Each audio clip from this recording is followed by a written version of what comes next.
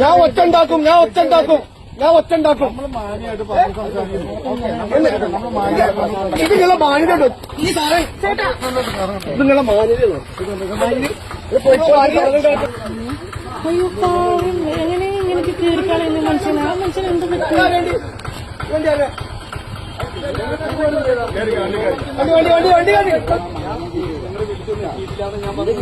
ഞാൻ എന്റെ വീട് പറഞ്ഞൊന്ന് കൊണ്ടുവരത്തോടാ എന്റെ വീട് ഞാൻ പറഞ്ഞു കൊണ്ടുവർക്ക് അടിച്ചു മുറിക്കും അടിച്ചു മുറിക്കും. നമ്മുടെ മുത്തുമണി കാസക്കാരിതൊന്നും കണ്ടില്ല കേട്ടാ. കാസക്കാരെ സുവിശേഷ പ്രഭാഷകരെയാണ് ഈ ഓടിക്കുന്നത്, അവരെയാണ് ഈ ഭയപ്പെടുത്തി കീഴ്പ്പെടുത്തുന്നത്. അവർ ഉൾക്കൊള്ളുന്ന ഒരു ആശയത്തെ ജനസമൂഹത്തിൽ പ്രചരിപ്പിക്കാമെന്നവരാണ്. അവരാരെയും തല്ലാൻ കൊല്ലാനൊന്നും പോയവരല്ല. ഇത് കാണുന്ന ഏത് നിഷ്പക്ഷമതികളായ ആളുകൾക്ക് മനസ്സിലാകും. ഇപ്പൊ ഞാനും എന്റെ വൈഫും കൂടെ മറൈൻ ഡ്രൈവിലൂടെ ഇങ്ങനെ സഞ്ചരിക്കുമ്പോൾ ബൈബിളിന്റെ ഒരു കോപ്പി കൊണ്ട് തന്നു. ഞങ്ങൾ രണ്ടുപേരും സ്വീകരിച്ചു. എന്താണ് അതിനകത്ത് പ്രശ്നം? നമ്മൾ നോക്കുന്നു, ഭൂമി ഒന്നാകെ കുലുങ്ങുമോ, അല്ലെ ആകാശം ഇടിഞ്ഞ് വീഴുവോ? ഇതൊന്ന് വായിച്ചെന്ന് പറഞ്ഞു. അതിനാരെയും തല്ലാൻ കൊല്ലാനൊന്നും പറയുന്നില്ലല്ലോ. അതൊന്ന് മേടിച്ച് വായിച്ചത് കൊണ്ടോ അല്ലെങ്കിൽ ഒരു നോട്ടീസ് വായിച്ചത് കൊണ്ടോ നമ്മുടെ ആശയം അങ്ങനെ ചോർന്നു പോകുന്നൊരു ആശയമാണ് നമ്മുടെയൊക്കെ ഉള്ളിലുള്ളത്.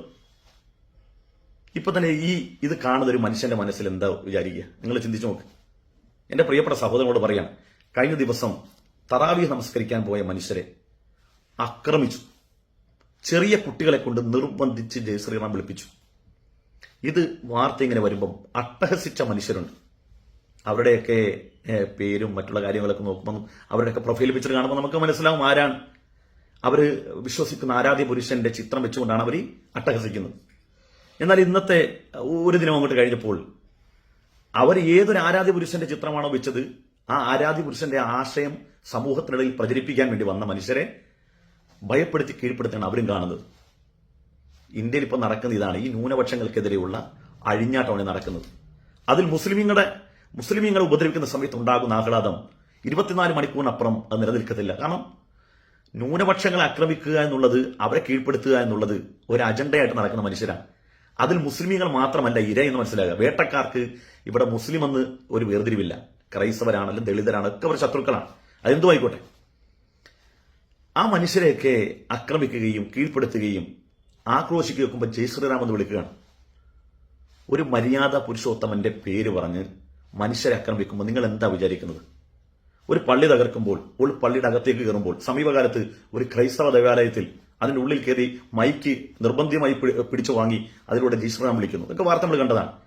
എന്റെ പ്രിയമുള്ള സഹോദരങ്ങൾ മനസ്സിലാക്കുക, ഇത് സത്യത്തിൽ ചിന്താശേഷിയുള്ള മനുഷ്യന്റെ മനസ്സിൽ നമ്മൾ ഉൾക്കൊള്ളുന്ന ആശയം വളരെ വൃത്തികേടാണെന്നുള്ള തോന്നൽ ഉണ്ടാക്കുള്ളൂ.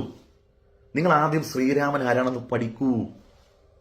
നിങ്ങൾ അദ്ദേഹം ഏത് സിദ്ധാന്തമാണ് സമൂഹത്തോട് പറഞ്ഞു വെച്ചെന്ന് പഠിപ്പിക്കൂ. അത് അവനവന്റെ സ്വന്തം ജീവിതം കൊണ്ടും മാന്യമായ സംസാരം കൊണ്ടുമാണ് നമ്മൾ പഠിപ്പിക്കേണ്ടത്. അതിനപ്പുറം ആളുകളെ കൊന്നും കഴുത്തറുത്തും ആക്രോശിച്ചും പള്ളിയിൽ കയറി ആളുകളെ ആക്രമിച്ചുമൊക്കെ ജയ് ശ്രീറാം വിളിക്കുന്നത് കൊണ്ട് ഇതൊക്കെ ജനങ്ങൾ ഉൾക്കൊള്ളുന്ന ഞങ്ങൾ വിചാരിക്കുന്നത്. ഇപ്പൊ തന്നെ ഈ സുവിശേഷ പ്രഭാഷകർ അവർ നമ്മുടെ നാട്ടിലേക്ക് വരുന്നു. നമ്മുടെ വീട്ടിൽ ആ നോട്ടീസ് തരുമ്പോൾ നമുക്കത് സ്നേഹത്തെ നിരസിക്കാമല്ലോ. ഇതൊരു കത്തിയും ബോംബൊന്നുമല്ലല്ലോ. ഒരു ബൈബിളിന്റെ വചനം, അതിന്റെ ആശയങ്ങൾ നമ്മളെ പഠിപ്പിക്കാൻ വേണ്ടി, അല്ലെങ്കിൽ അവർ ഉൾക്കൊള്ളുന്ന ഒരു ആശയം നമ്മൾ കൂടി മനസ്സിലാക്കാൻ വേണ്ടി ഒരു നോട്ടീസ് തരുന്നു. അത് സ്നേഹത്തിൽ വായിച്ചു നോക്കുന്നു, മാറ്റി വെക്കുന്നു. നമ്മുടെ വിശ്വാസം ദൃഢമാണെങ്കിൽ നമുക്ക് അതിനൊന്നും ഒരു പോറലേക്കില്ല. എന്നാൽ ചില ആളുകൾ അവരുടെ നാട്ടിലേക്ക് ഈ നോട്ടീസുമായിട്ട് വരുമ്പോൾ എന്താണ് ഈ ഭയപ്പെടുന്നത്? നമ്മൾ ഭയപ്പെടുന്ന ഒരു കാരണം ഉണ്ടറിയോ? നമ്മുടെ വിശ്വാസം ദൃഢമല്ല എന്നുള്ളതുകൊണ്ടാണ് നമ്മൾ മറ്റുള്ളവരെ ഭയപ്പെടുന്നത്. ഒരു നോട്ടീസ് വായിക്കുമ്പോഴത്തേക്ക് എന്റെ അനിയനും എന്റെ പെങ്ങളും എന്റെ ഭാര്യയൊക്കെ മാറിപ്പോകുന്നു. നമ്മൾ എന്തിനാ ഭയപ്പെടുന്നത്? അത് നമ്മുടെ വിശ്വാസ ദൗർബല്യമാണ്. എങ്ങനെ ഈ ദൗർബല്യം വരാതിരിക്കും? നമ്മളേറെ സ്നേഹിക്കുന്ന ബഹുമാനിക്കുന്ന ഇവിടുത്തെ പല നേതാക്കന്മാരും രാവും പകലും മുസ്ലിമീങ്ങളെ നിരന്തരമായി അവരുടെ അവകാശങ്ങളെ ചൊല്ലിയും അവരുടെ പല പല കാര്യങ്ങൾ പറഞ്ഞും ആക്ഷേപിക്കാനും വർഗീയത പറയാനും ഭീകരവാദം പറയാനും ഒക്കെ ശ്രമിക്കുന്ന 10-ൽ 1 അംശം അവനവന്റെ സ്വന്തം ആശയങ്ങൾ സമൂഹത്തോട് പറയാൻ. ഇതാണ് സനാതന ധർമ്മം, ഇതാണ് ഹൈന്ദവത, ഇതാണ് ഈ മതത്തിന്റെ വൈവിധ്യം, ഇതാണ് ഈ മതത്തിന്റെ നൈതികത. ഇത് പറയാൻ ഏതെങ്കിലും ഒരുത്തം മുന്നോട്ട് വരുന്നുണ്ടോ?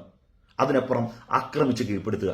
ഇനി ഒന്നും കഴിഞ്ഞില്ലെങ്കിൽ മറ്റൊരു മതത്തിന്റെ ഏതെങ്കിലും ന്യൂനതകളുണ്ടെങ്കിൽ അത് എടുത്തുകൊണ്ട് വന്ന് ഹൈപ്പ് ചെയ്ത് കൊടുക്കുക. എന്നിട്ട് നമ്മൾ വളരെ മഹത്വമുള്ള ആളാണെന്ന് പറയാം. അങ്ങനൊന്നും ആർക്കും ഒരു മഹത്വം ഉണ്ടാവില്ല.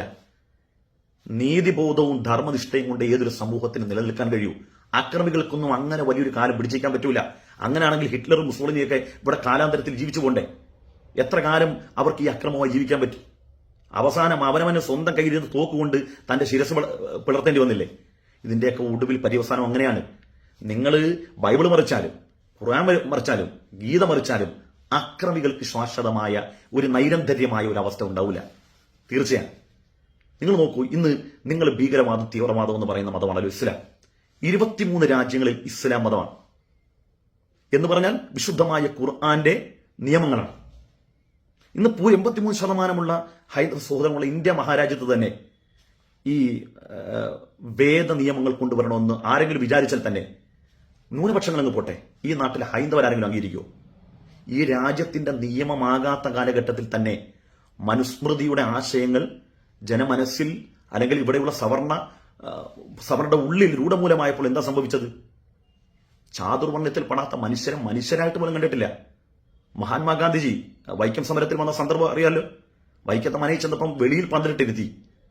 മഹാത്മാഗാന്ധിജി പറഞ്ഞു അവർക്ക് നടക്കാൻ അവകാശം കൊടുക്കണമെന്ന് പറഞ്ഞപ്പോൾ വൈക്കം മനയിലെ തമ്പുരാൻ എന്താ പറഞ്ഞത്? അവർ നീചജന്മങ്ങളാണ്. ഇവിടെ മുസ്ലിമുകളോ ക്രൈസ്തവരോ ആരുമല്ല ഇവിടുത്തെ ഈഴവരായ പിന്നോക്ക വിഭാഗത്തിൽപ്പെട്ട മനുഷ്യന്മാരെ മനുഷ്യരല്ലാതായി കണ്ടത്. സഹോദരൻ അയ്യപ്പൻ പറഞ്ഞെന്താണ്? ഈഴവർക്ക് ഉത്തമം ഇസ്ലാം എന്നാ പറഞ്ഞത്. അദ്ദേഹം ഒരു നിരീശ്വരവാദിയായിട്ട് കൂടി അവർണ ജാതിക്കാർക്ക് നല്ലത് ഇസ്ലാമെന്ന് പറയേണ്ടി വന്നു. ഇതെല്ലാം ഈ നാട്ടിൽ നടന്നതാണ്. അതുകൊണ്ട് എന്റെ പ്രിയമുള്ള സഹോദരങ്ങളെ, നിങ്ങൾ നിങ്ങളുടെ മതത്തിന്റെ ദർശനങ്ങൾ, നീതിബോധം, നൈതികത, ധാർമ്മികത ഇത് സമൂഹത്തോട് പഠിപ്പിക്കൂ. അതിന് പകരം പള്ളിയിൽ നിന്ന് വരുന്നവനെ ആക്രമിച്ചു, സുവിശേഷ പ്രാസംഗികരായ ആളുകളെ ആക്രമിച്ചുകൊണ്ടൊക്കെ നമ്മുടെ ആശയം ഇവിടെ പ്രചരിക്കുമെന്ന് നമ്മൾ വിചാരിക്കുന്നത് അതൊരു താൽക്കാലികമായ നിലനിൽപ്പ് മാത്രമായിരിക്കും. അതൊരു അധികാരത്തിന്റെ ശ്രേണിയിൽ ഏറാനുള്ള കുറെ തന്ത്രപ്പാടുകൾ മാത്രമായിരിക്കും. അതിനപ്പുറം ഇതൊക്കെ ജനങ്ങൾ വലിച്ചു തോട്ടിലെറിയും. എല്ലാവരും അനുഗ്രഹിക്കട്ടെ.